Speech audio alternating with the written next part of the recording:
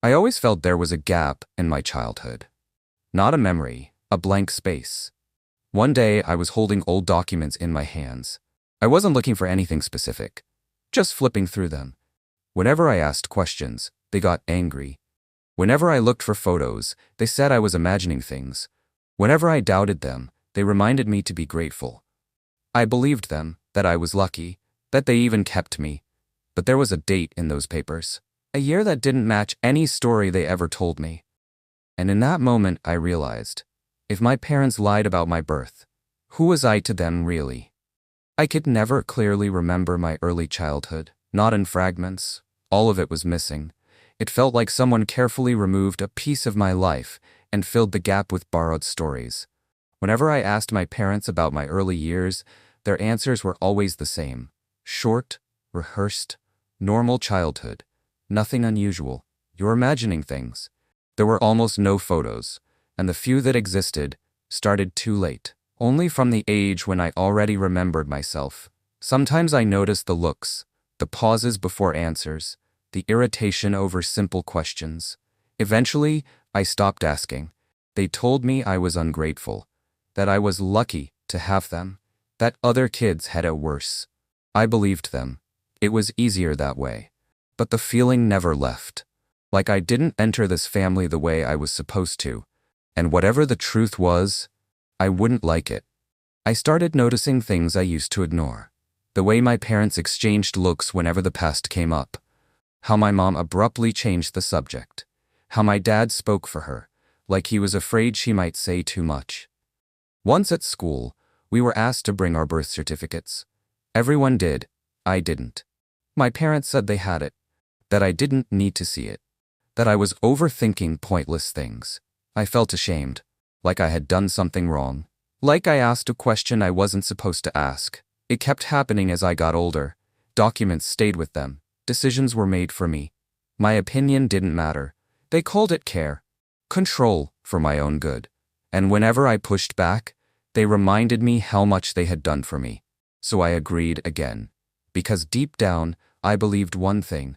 If I started digging, I might lose the only thing I had, my family.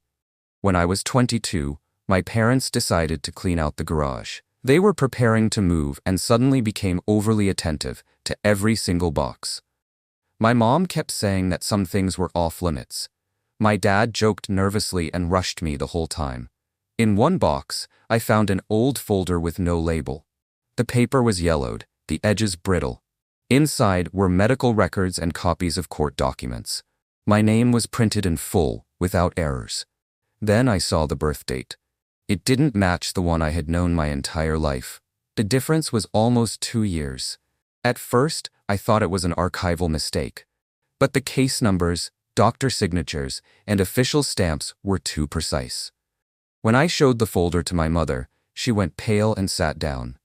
My father ripped the documents from my hands and said I was never supposed to look there. His voice was shaking.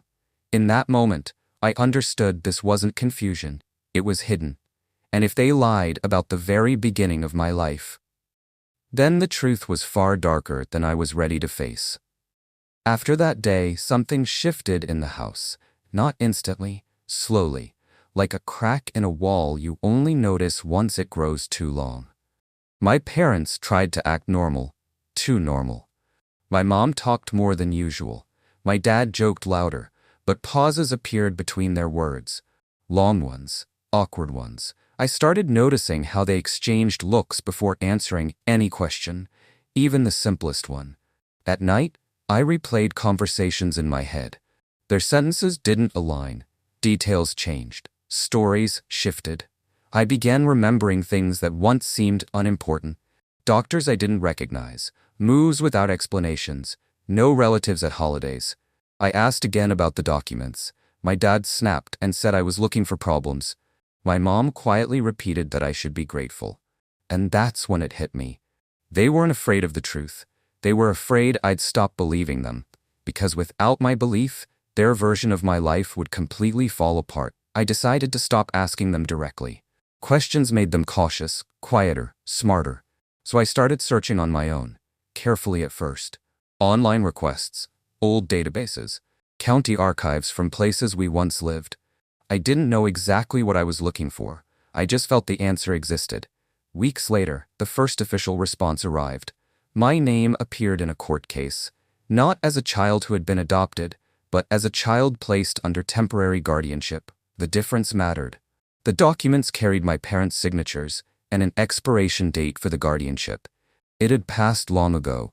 I reread the lines again and again, trying to understand why no one ever explained this to me. At the bottom was a non-disclosure clause. My parents agreed not to discuss the details with me until adulthood, and they kept silent even after that. That evening, I realized something clearly. They weren't just hiding the truth. They made a decision that I was never supposed to know it. My next step was my Aunt Marlene, the only relative I was never forbidden to see, but never encouraged to visit either. I called without warning. She stayed silent on the line before agreeing to meet. When I arrived, she opened the door and looked straight at me. Not surprised, tired. We sat at the kitchen table, copies of the documents between us. She didn't pretend it was new information. She said my parents took me in temporarily. At the time, the word sounded harmless, temporary, while my biological mother sorted out her life. According to Marlene, she was alive, healthy, and scared. She was told this would be best for everyone. When the guardianship period ended, my parents could have walked away without consequences, but they didn't. And that, my aunt said, was why they controlled the past so fiercely. Because if I learned they had a choice, I would have to ask why that choice was hidden from me. I came home knowing I could no longer pretend. My Aunt Marlene's words kept looping in my head. Temporary, choice, hidden. That evening, I sat across from my parents and told them I knew about the guardianship, the court, the expiration date that had passed years ago. My mom went pale and started talking nonstop about how scared they were, how afraid they were of losing me.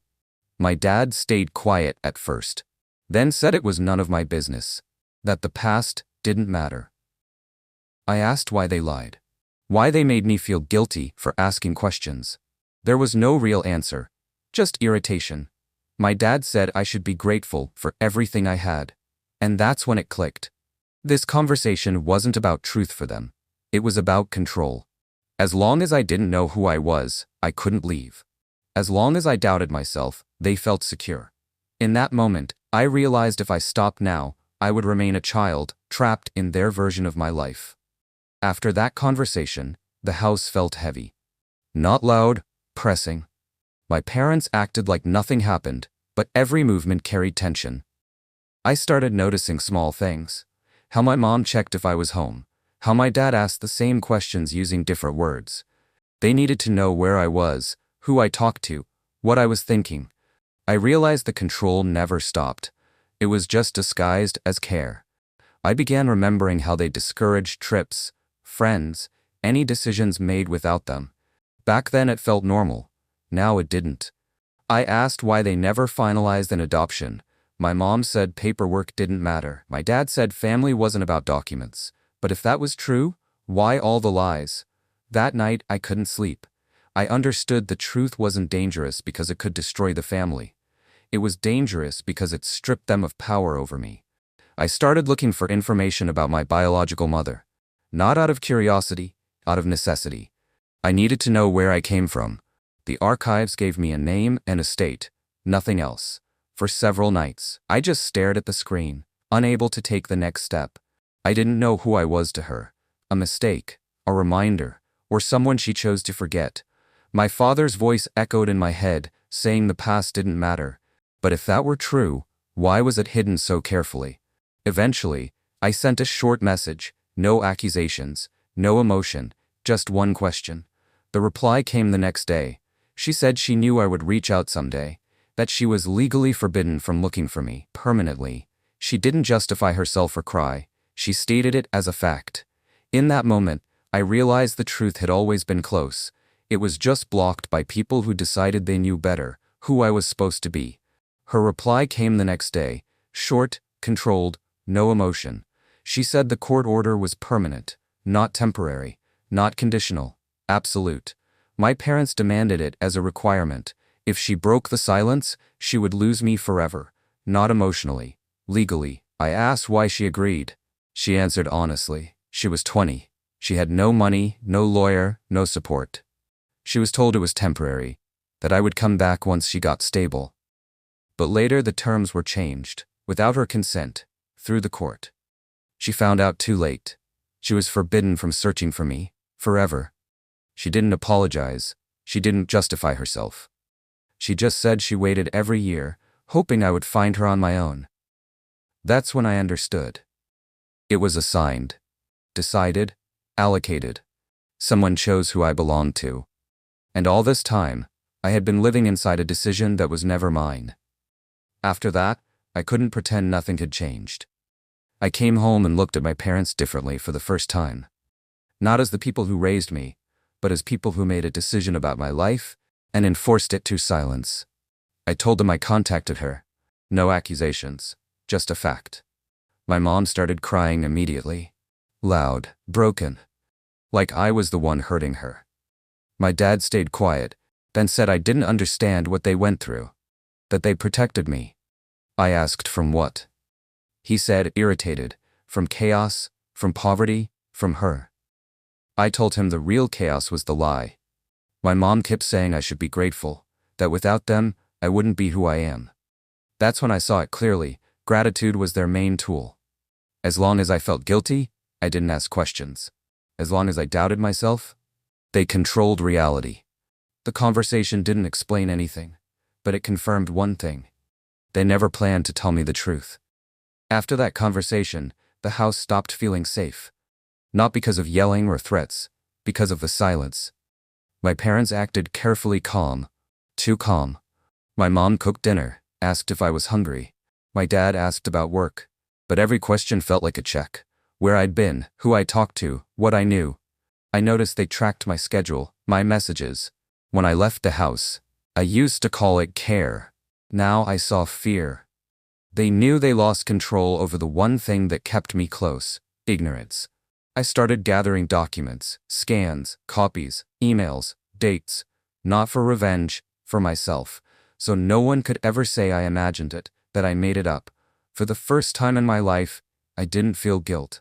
I felt clarity. If I stayed, they would rewrite the past again. If I left, I might finally learn who I was without their version of my life. I filed an official request with the court archives, not to change anything, to document the truth, in writing. When my parents found out, it exploded. My mom screamed that I was destroying the family. My dad said I betrayed the people who gave me everything. He kept repeating that without them I'd be nothing, that my biological mother abandoned me, that I was obligated to forget the past. I told him the past already lived inside me, just without words. That's when my dad turned cold. He said if I kept going, I was no longer their son. No drama, just a condition. And something inside me locked into place. I realized their love always had limits. As long as I was convenient. As long as I didn't ask questions. As long as I believed their version. It wasn't an ultimatum. It was confirmation. I wasn't choosing between family and truth anymore. I was choosing between control and myself. The court response came faster than I expected. A few pages of dry language. No emotion, but every sentence hit hard. The guardianship was temporary. The terms were violated. Information was intentionally withheld. The statute of limitations had passed, so there would be no consequences. For anyone, except me. I showed the papers to my parents. My mom stayed silent. My dad didn't even read them. He said documents didn't change anything. That family wasn't about paperwork. But the paperwork confirmed what I'd felt my whole life. My choice was taken. My story rewritten without consent. That night, I packed. Quietly, calmly. No one tried to stop me. No apologies. No explanations. Just heavy silence. As I left, one thing became clear. They didn't lose a son that day. They lost power. And that was what they feared most. I live in another state now. In a place where no one checks my phone or questions my past. I stay in contact with the woman who gave birth to me. Carefully. Slowly. We don't try to reclaim lost years. We're just learning who we are to each other. Sometimes I think about the people who raised me. Not with hate. With clarity. They never saw themselves as villains. They believed they knew better. That truth was more dangerous than lies. That control meant love. But I learned something important. The truth didn't destroy my life. It gave it to me for the first time. The blank space in my memory finally makes sense. And if someone ever tells you to be grateful for silence, remember this. That's not care. That's fear of losing power. And leaving it behind is how you finally become yourself.